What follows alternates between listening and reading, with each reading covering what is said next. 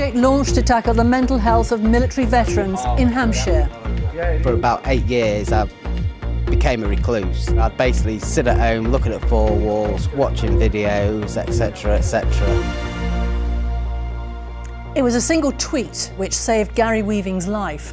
The former soldier was suffering from post-traumatic stress and tackling suicidal feelings. But an outpouring of support on social media persuaded him that life was worth living.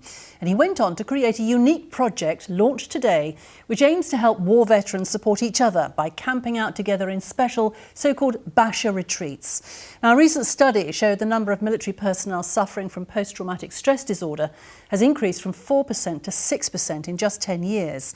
Among veterans deployed in a combat role to Iraq or Afghanistan, 17% have reported symptoms suggesting probable PTSD. And according to Forgotten Veterans UK, there have been 61 recorded suicides in the veteran community in the last year. Well, Steve Humphrey is at Fort Cumberland tonight. And Steve, what's been going on over there? Well, Sally, this is called a Basher retreat because Basher is the British Army's slang word for a temporary shelter.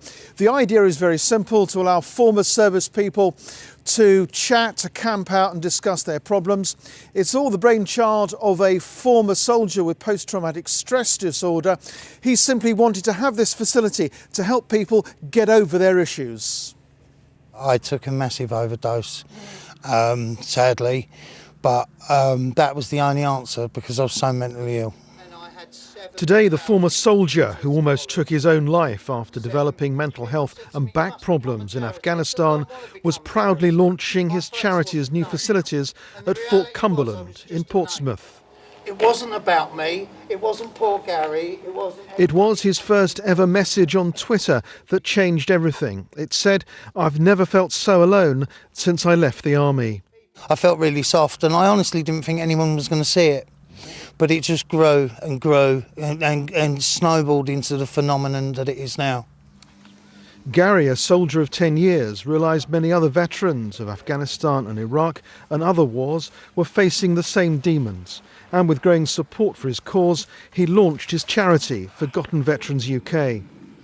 Already, many have been helped, including a former Royal Navy sailor who served in the Gulf and in other conflicts. There was many things which we'd seen whilst I was out there. Some things weren't very nice, and so obviously later on in life, as life progresses, you know, PTSD does come into you at a later stage. The Basher retreat is designed to give veterans some time out, a chance to discuss their problems, to chat around the campfire and to get the help they need.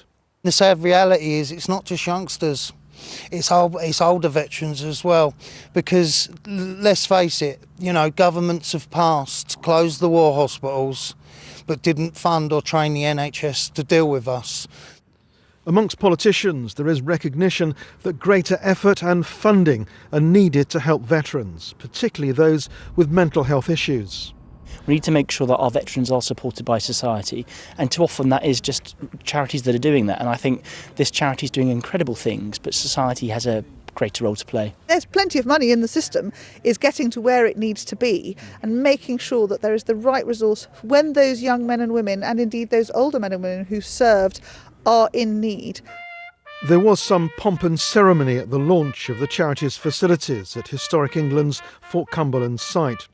And Gary is hoping that this simple concept will save lives. And Sally, Gary says with the public's generosity, he is hoping to replicate this kind of facility up and down the country. From Fort Cumberland in Portsmouth, back to you. Steve, thanks very much.